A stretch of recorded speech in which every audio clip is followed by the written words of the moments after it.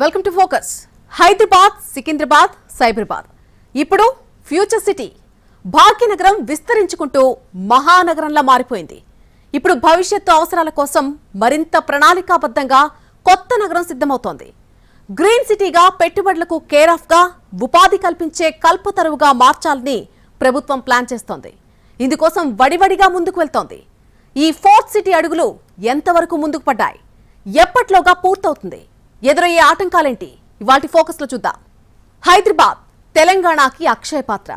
చదువు కోసమైనా, ఉద్యోగాలు రావాలన్నా, ఉపాధి అవకాశాలైనా, బిజినెస్ లేదా టూరిజం అయినా హైదరాబాద్కు తిరుగులేదు. రియల్ భూమి ఉన్నా లేకున్నా, ఏ రంగం ఒడిదుడుకులు ఎదుర్కొన్నా, ఎన్ని సమస్యలు వచ్చినా అన్నింటికీ ఎదురొడ్డి నిలబడి దినదినాభివృద్ధితో దూసుకుపోతోంది ఈ నగరం. ఈ విస్తరణ మరింత ముందుకు వెళ్లేలా పక్కా ప్లాన్తో మరొక నగరం నిర్మించడానికి ప్రభుత్వం చేస్తున్న ప్రయత్నమే ఫ్యూచర్ సిటీ. కులీ కుతుబ్ షాహీలు హైదరాబాద్ నిర్మాణం చేపట్టగా నిజాం నవాబులు హైదరాబాద్, సికింద్రాబాద్ జంట నగరాలను వెలుగులోకి తెచ్చారు. 1990ల చివర్లో సైబరాబాద్ ప్రాంతం అభివృద్ధి చెందుతూ ఐటీ హబ్గా అవతరించింది. దీన్ని హైటెక్ సిటీగా పిలుస్తున్నాం. అప్పట్నుంచి హైదరాబాద్ నగరాన్ని 3 ప్రాంతాలుగా పిలుస్తున్నారు. హైదరాబాద్, సికింద్రాబాద్, సైబరాబాద్తో పాటు ఫ్యూచర్ సిటీ రాబోతోంది. గత 25 ఏళ్లలో హైదరాబాద్ వేగంగా విస్తరించింది. శివారు ప్రాంతాలు నివాస ప్రాంతాలుగా మారిపోయాయి. 2011 జనాభా లెక్కల ప్రకారం 67 లక్షల మంది హైదరాబాద్లో నివసిస్తుండగా ఇప్పుడు ఆ సంఖ్య 1 కోటి దాటి ఉంటుందని అంచనా. జనాభా పెరుగుదల, నగరం విస్తరించడంతో భవిష్యత్తు అవసరాలను దృష్టిలో ఉంచుకుని ఫోర్త్ సిటీకి శ్రీకారం చుట్టింది ప్రభుత్వం. గ్రేటర్ హైదరాబాద్ మున్సిపల్ కార్పొరేషన్ 650 చదరపు కిలోమీటర్ల పరిధిలో విస్తరించింది. దీనికి తోడు హైదరాబాద్ మహానగరాభివృద్ధి సంస్థ 7,257 చదరపు కిలోమీటర్ల పరిధిలో ఉంది. ఇప్పుడు ఫ్యూచర్ సిటీ 30,000 ఎకరాల పరిధిలో రాబోతోంది. ఔటర్ రింగ్ రోడ్డు బయట హైదరాబాద్ నాగార్జున సాగర్ హైవే, హైదరాబాద్ శ్రీశైలం హైవే మధ్యలో ఈ సిటీ రాబోతోంది. గతంలో దీన్ని ఫోర్త్ సిటీగా పిలవగా ఇప్పుడు ఫ్యూచర్ సిటీగా పేరు మార్చింది ప్రభుత్వం.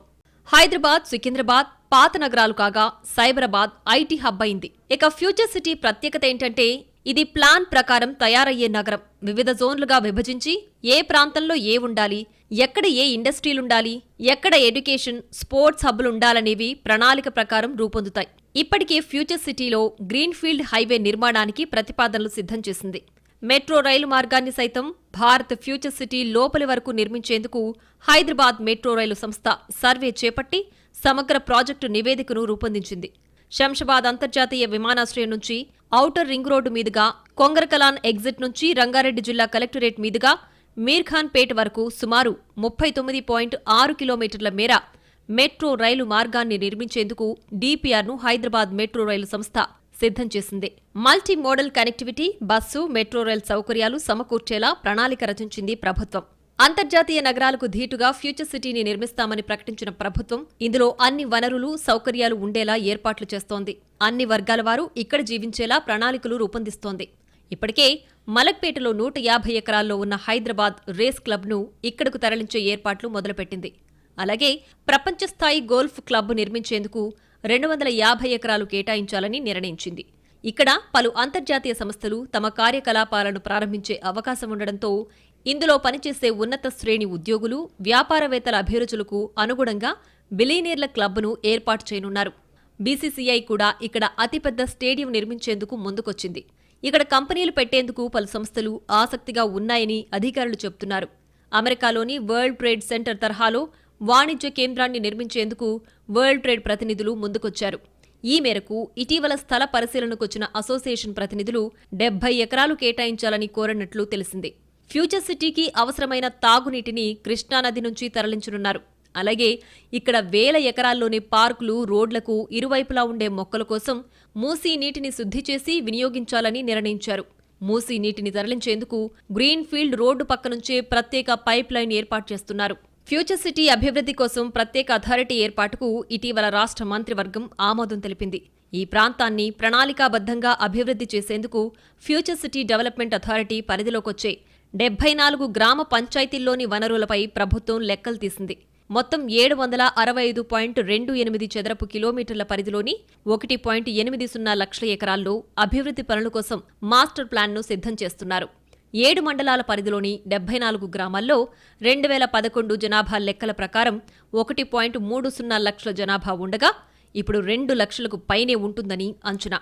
దక్షిణాన రీజనల్ రింగ్ రోడ్, ఉత్తరాన ఔటర్ రింగ్ రోడ్ మధ్య ఉన్న మెజారిటీ ప్రాంతమంతా అథారిటీ పరిధిలోకొచ్చే అవకాశముంది. ఫ్యూచర్ సిటీ మధ్య భాగంలోకి 6 లైన్ల గ్రీన్ఫీల్డ్ రోడ్, మెట్రో రైళ్లు నిర్మించాలని భావిస్తున్న ప్రభుత్వం భూసేకరణ పనులను కొనసాగిస్తోంది. రావిర్యాలలోని ఔటర్ రింగ్ రోడ్ ఎగ్జిట్ 13 నుంచి ఫ్యూచర్ సిటీలోని స్కిల్ డెవలప్మెంట్ యూనివర్సిటీ మీదుగా రీజనల్ రింగ్ రోడ్ వరకు 330 అడుగుల వెడల్పుతో 41.5 కిలోమీటర్ల పొడవైన 6 లైన్ల గ్రీన్ఫీల్డ్ రహదారి నిర్మాణం కోసం టెండర్లు పిలిచింది. మొత్తం 1000 ఎకరాలను సేకరిస్తున్నారు. ఇందుకోసం ప్రభుత్వం 2000 కోట్లు కేటాయిస్తూ ఉత్తర్వులు జారీ చేసింది.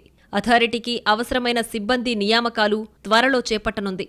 అనుభవజ్ఞులైన అధికారులను నియమించి పనులు వేగంగా పూర్తి చేసేందుకు కసరత్తు చేస్తోంది.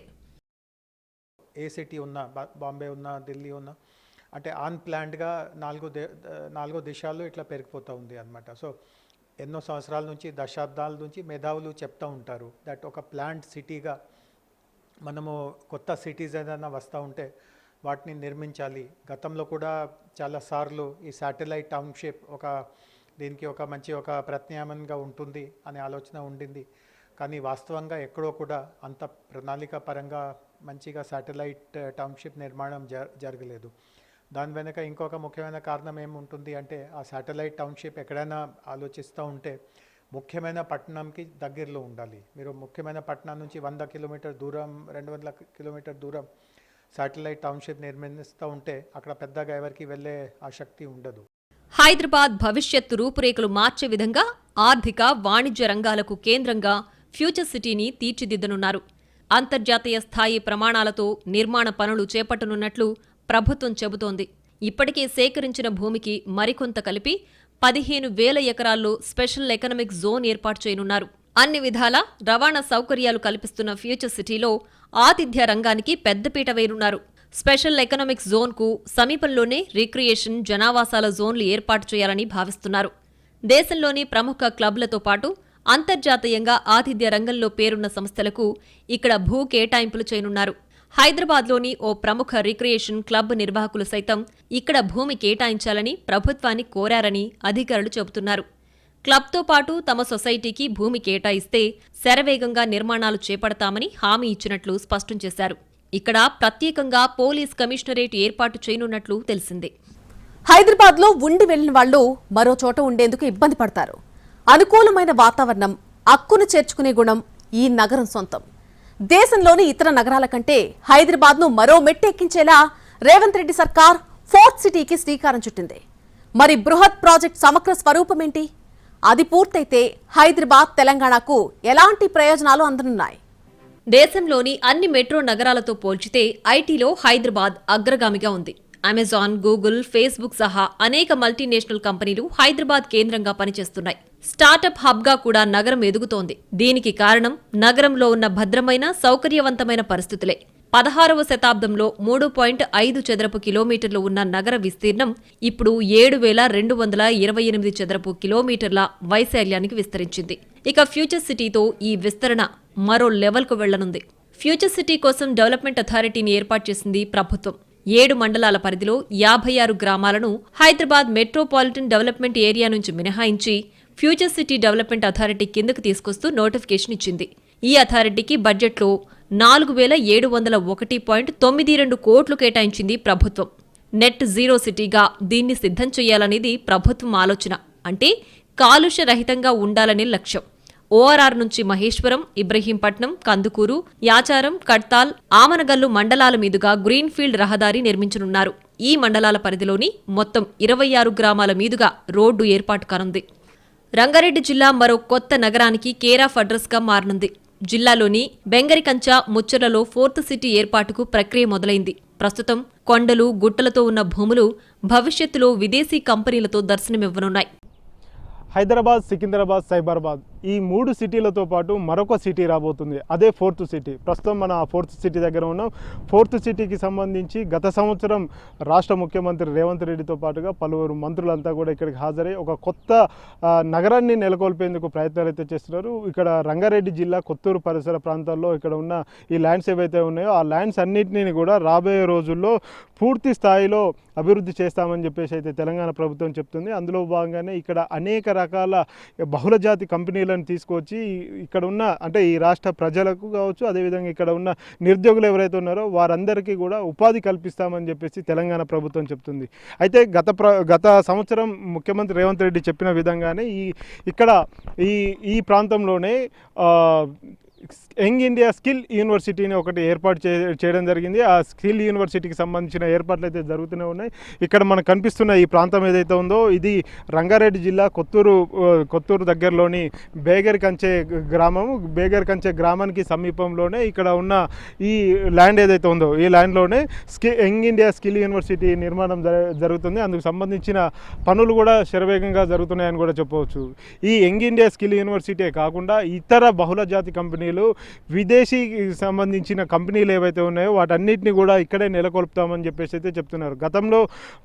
గత ప్రభుత్వం కేసీఆర్ ప్రభుత్వం ఇక్కడ ఫార్మా ఇండస్ట్రీ పెట్టాలని చెప్పేసి ఫార్మా సిటీగా దీనికి నామకరణం చేయడం జరిగింది. దీన్ని కాదని చెప్పేసి ఫార్మా సిటీని తీసేసి ఇక్కడ 4th సిటీని నెలకొల్పాలని చెప్పేసి రాష్ట్ర ముఖ్యమంత్రి రేవంత్ రెడ్డి దీన్ని ప్రకటించడం జరిగింది. అందులో భాగంగానే ఈ 4th సిటీలో అన్ని రకాల కంపెనీలను తీసుకొస్తామని చెప్పేసి అయితే చెప్తున్నారు. ఇవన్నీ కూడా ఏఐ టెక్నాలజీ, ఏఐ ఆధారితంగా ఇవన్నీ కూడా జరుగుతాయని చెప్పేసి కూడా చెప్తున్నారు. ఇక్కడ ఉన్న నిరుద్యోగులను లక్ష్యంగా చేసుకొని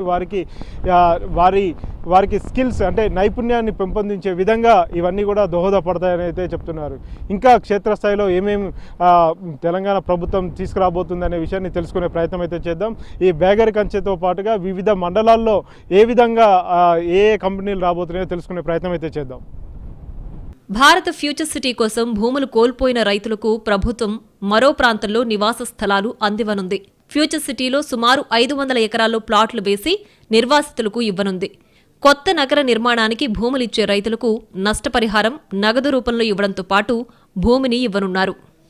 తెలంగాణ ప్రభుత్వం తలపెట్టిన 4th సిటీ ఏదైతే ఉందో ఆ 4th సిటీకి సంబంధించి దాదాపుగా కొన్ని గ్రామాలు అయితే కనుమరుగు కాబోతున్నాయి. ఆ గ్రామస్తులకు కావచ్చు, ఆ భూములు కోల్పోయిన గ్రామస్తులు ఎవరైతే ఉంటారో వారందరికీ కూడా రిహాబిటేషన్ కావచ్చు, నష్టపరిహారం కింద ఇక్కడ ఈ ఇల్లు నిర్మించే కార్యక్రమం అయితే చేపట్టాలని చెప్పేసి భావిస్తున్నట్టుగా కూడా తెలుస్తుంది. వారికి మొదటగా కొంత ల్యాండ్ అయితే కేటాయించడం జరిగింది. వారికి ఈ ప్లాట్స్ కేటాయిస్తున్నట్టుగా కూడా తెలుస్తుంది. ఇందులో దాదాపు కొన్ని వేల ప్లాట్లను చేసి పెట్టడం జరిగింది. ఇది తెలంగాణ ప్రభుత్వం అదేవిధంగా ఏదైతే కంపెనీలకు సంబంధించి ఎవరైతే ఉన్నారో వారంతా కూడా నష్టపరిహారం కింద వీరికి భూములను ఇస్తున్నట్టుగా కూడా తెలుస్తుంది. వారికి నగదు ఇవ్వడంతో పాటుగా కొంత భూమి కూడా కేటాయించాలని చెప్పేసి ప్రభుత్వం నిర్ణయించింది. దాదాపుగా 150 నుంచి 250 గజాల వరకు కూడా ఆ భూములు కోల్పోయిన రైతులు ఎవరైతే ఉన్నారో ఆ రైతులందరికీ ఇక్కడ స్థలాన్ని కేటాయిస్తున్నారు. దానికోసం ఇక్కడ రోడ్లు వేయడం జరిగింది, మౌలిక వసతులన్నీ కూడా కల్పిస్తున్నారు.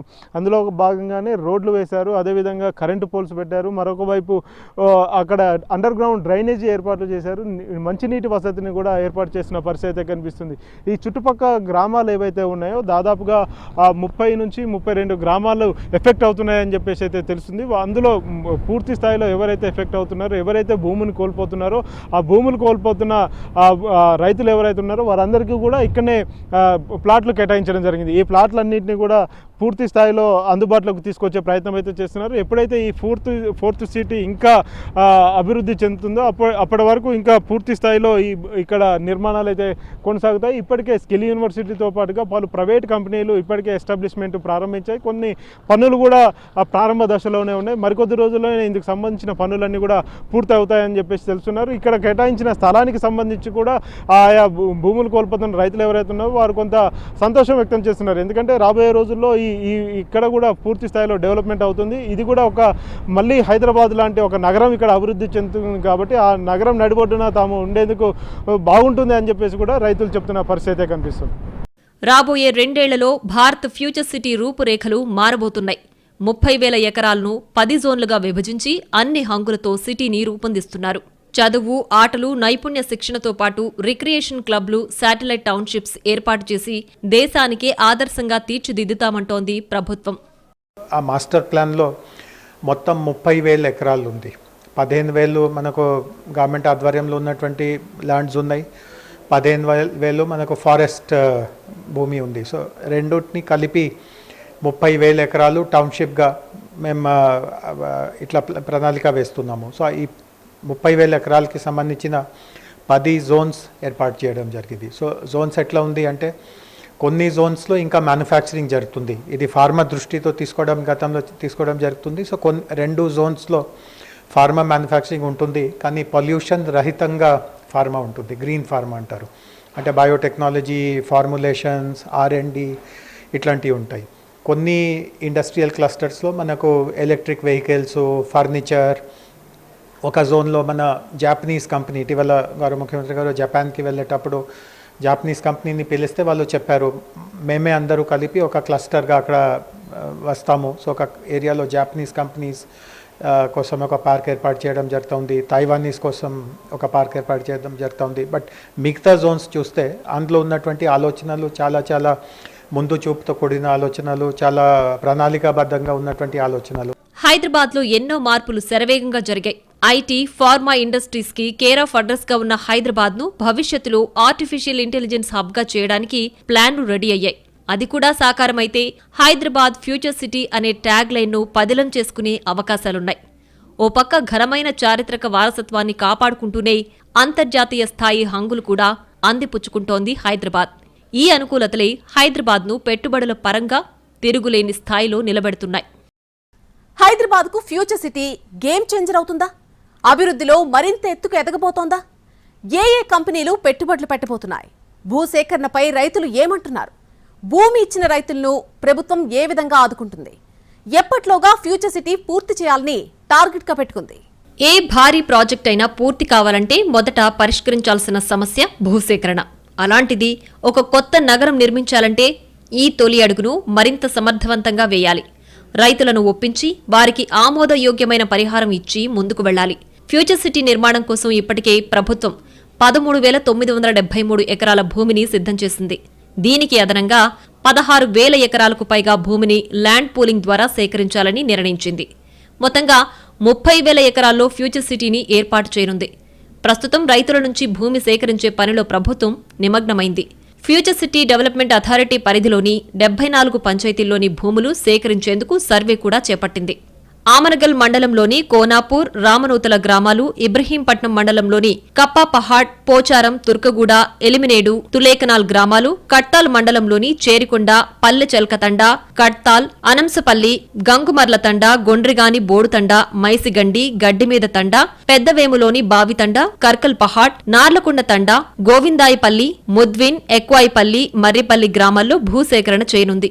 కందుకూరు మండలంలోని అన్నోజీగూడ, దెబ్బడగూడ, గుమ్మడివెల్లి, కొలాన్గూడ, కందుకూరు, కొత్తగూడ, గూడూరు, కొత్తూరు, లేమూరు, సరస్వతిగూడ, అగర్మియాగూడ, బైరాగిగూడ, మాధాపూర్, మీర్ఖాన్పేట్, బేగరి కంచె, ముచ్చర్ల, సాయిరెడ్డిగూడ, సార్లరావులపల్లి, ఆకుల మైలారం, రాచలూరు, బేగంపేట, కటికపల్లి, తిమ్మాపూర్, జబ్బర్గూడ, దాసర్లపల్లి తండ, మహేశ్వరం మండలంలోని మహబత్ నగర్, తుమ్మలూరు, మంచాల మండలంలోని ఆగపల్లి, నోముల, యాచారం మండలంలోని చౌదరపల్లి, గునగల్, గడ్డ మల్లాయిగూడ, కొత్తపల్లి, కుర్మిద్ద, మేడిపల్లి, నానక్ నగర్, నందివనపర్తి, అయ్యవారిగూడ, మల్కీజ్గూడ, నజ్జిక్ సింగారం, తక్కళ్లపల్లి తండ, తట్టి వనపర్తి, తులేఖుర్దు, రామన్నగూడ, యాచారం, చింతపల్లి, తమ్మలోనిగూడ, నల్లవెల్లి, మాల్ గ్రామాల్లోని రైతుల భూములు ప్రభుత్వం భూసేకరణ ద్వారా తీసుకోనుంది.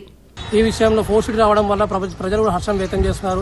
ఇక్కడ ఉన్నటువంటి స్థానికంగా ఉండేటువంటి భూములకు విలువ రావడం కానివ్వండి, రియల్ ఎస్టేట్ వ్యాపారులకు కానీ ఏదైతే స్తబ్దుగా ఉందో ఇప్పుడు రాబోయే రోజుల్లో రియల్ ఎస్టేట్ రంగం కూడా చాలా అభివృద్ధి దూసుకెళ్తాయని చెప్పేసి నేను సందర్భంగా ఆశాభావం వ్యక్తం చేస్తా ఉన్నా. యువకులకు కూడా ఉద్యోగ అవకాశాలు కూడా మెండుగా ఉంటాయని నేను భావిస్తా ఉన్నా. అదే కాకుండా ఏదైతే దాంట్లో ఫోర్త్ సిటీలో ఇండస్ట్రీ అంటే కాలుష్య రహితమైనటువంటి ఇండస్ట్రీస్ ఏదైతే ఐటీ కంపెనీస్ ఉన్నాయో అటువంటి కంపెనీస్ రాబోతున్నాయి. ఈ 3 నియోజకవర్గాలలో యంగ్ ఇండియా సంస్థ కానీ, స్పోర్ట్స్ అథారిటీ కాలేజీ కానీ, ఉపాధి హామీ దొరకడానికి ఈ ప్రాంతంలో నుండి ప్రజలకు మంచి అవకాశాలు దొరుకుతాయి. ఈ ఫోర్త్ సిటీ ద్వారా ఇంకా అవకాశాలు దొరికేటువంటి సంస్థలను తీసుకురావడానికి పూర్తిగా ఈ ఫార్మాసిటీని ఎత్తేసి ప్రజలకు అందుబాటులో ఉండే నిరుద్యోగులకు ఉద్యోగాలు కల్పే విధంగా ఉండే సంస్థలను తీసుకొచ్చి ఈ ప్రాంతాన్ని అభివృద్ధిలోకి తేవాలని మంచి అభివృద్ధి జరుగుతుంది. ఫ్యూచర్ సిటీలోని ప్రభుత్వం నిర్దేశించుకున్న లక్ష్యాల ప్రకారం ముందుకు వెళుతోంది. అయితే ఏడాది గడుస్తున్నా ఇప్పటి వరకు తమ భూములకు నష్టపరిహారం ఇవ్వలేదని రైతులు చెబుతున్నారు. మరి వాళ్ళు పోయిర్రు, వాళ్ళు తీసుకురు పివట్ కింద. అప్పుడు కేసీఆర్ గుంజుకుండా అన్ని 130 ఎకరాలకు పైసలు రాలే, 90 సర్వే నింబలరా ప్లాట్లు ఇస్తామన్నారు. ఇస్తామని వాళ్ళు కాగితం రూపకంగా ఇచ్చారు, ఇయ్యలే, భూమి చూపించలే. ఇప్పుడు ఈ గవర్నమెంట్ వచ్చినాక భూమి చూపిస్తామంటారు, చూపిస్తలేరు. ఇంకా ఏది వాళ్ళకి ఇట్లా నష్టపరిహారమే భూమి చూపించాలి. వాళ్ళ పరిస్థితి ఏంది, ఒక్కొక్కరు ఎక్కడ అతిగతి లేకుండా సపడాకుంటూ ఊకుంటారు, ఎవరికి ఏం చెప్పుకోలేకపో. ఏ గవర్నమెంట్ వస్తే ఏం ఉంది, మీ భూములు మాకు ఇప్పిస్తామన్నారు ఇట్లా, కానీ ఏది ఇప్పిస్తలేరు ఎవరు. ఎన్నిసార్లు వచ్చారు, మస్తుగా వచ్చారు. రైతుల నుంచి బలవంతంగా భూములు తీసుకుంటున్నారని కొందరు ఆరోపిస్తున్నారు. ఫ్యూచర్ సిటీ పేరిట భూసేకరణ సర్వేకు వెళ్లిన అధికారులను కందుకూరు, కొంగరకలాన్ రైతులు అడ్డుకున్నారు. సర్వే అధికారులను రైతులు అడ్డుకోగా పోలీసు బందోబస్తు మధ్య సర్వే కొనసాగించారు. కొన్ని గ్రామాల్లో రైతులకు నష్టపరిహారం డబ్బులు ఇవ్వకుండానే వ్యవసాయ భూములను ఖాళీ చేయిస్తున్నారని రైతులు ఆవేదన వ్యక్తం చేస్తున్నారు. కంప్లీట్గా అన్నారు, ఇప్పుడేమో ప్లాట్లకని చేస్తారు, ఫోర్త్ సిటీ అని ఇప్పుడు ప్లాట్లకని తీసుకుంటారు. నాకు ప్లాట్లకన్నా తీసుకుంటావా, నువ్వేం తీసుకుంటా, నాకు డబ్బులు ఇవ్వదు, నీ భూమి ఎత్తిస్తా, నేను ఇయ్యనన్నా.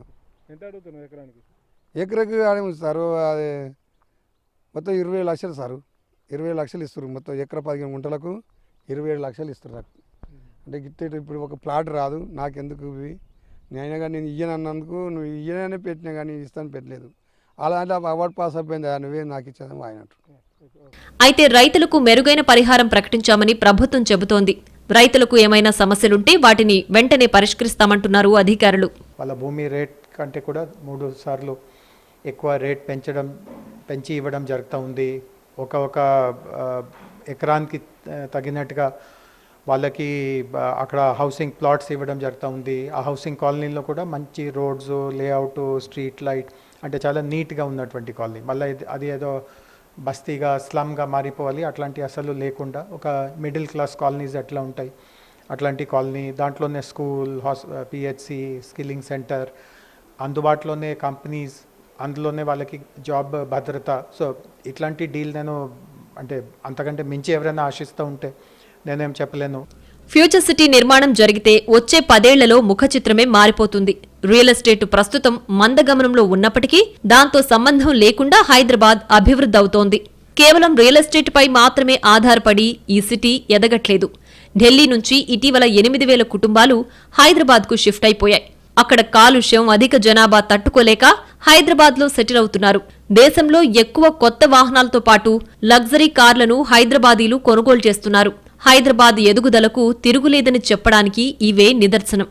మౌలిక సదుపాయాల్లో హైదరాబాద్ అగ్రగామిగా ఉంది. కాస్ట్ ఆఫ్ లివింగ్, వాతావరణం, వరల్డ్లోనే టాప్ క్లాస్ ఆసుపత్రులు, ప్రపంచంలోనే అగ్రగామి కంపెనీలు, ఇంటర్నేషనల్ ఎయిర్పోర్ట్ భాగ్యనగరం సొంతం. దీనికి తోడు grade 1 international airport, Shamshabad airport. ప్రతిరోజు 90,000 మంది ప్రయాణికులు వివిధ దేశాలకు వెళుతున్నారు. రోజుకు 450 ఫ్లైట్స్ ఇక్కడి వివిధ ప్రాంతాలకు తిరుగుతున్నాయి. బెంగళూరు, ఢిల్లీ, ముంబై, కోల్కతా వంటి నగరాలతో పోల్చితే ఇక్కడ ఇళ్ల అద్దెలు చాలా తక్కువ. ఇంత పొటెన్షియల్ ఉన్న సిటీ మన దేశంలో హైదరాబాద్ తప్ప మరొక్కటి లేదు. బెంగళూరు, ముంబైతో పోలిస్తే తక్కువ ధరలకే అపార్ట్మెంట్లు దొరుకుతున్నాయి. హైదరాబాద్లో వివిధ దేశాలకు చెందిన ఫుడ్ లభిస్తుంది. ఇక్కడి వాతావరణం అనుకూలంగా ఉండడంతో ఇతర రాష్ట్రాల నుంచి వచ్చిన వారు ఇక్కడే స్థిర నివాసం ఏర్పాటు చేసుకునేందుకు ప్రాధాన్యమిస్తారు. అందుకే హైదరాబాద్ సిటీ ఆఫ్ డెస్టినీగా ఉంది. ఇప్పుడు ఫ్యూచర్ సిటీతో హైదరాబాద్ బ్రాండ్ మరింత పెరగబోతోంది.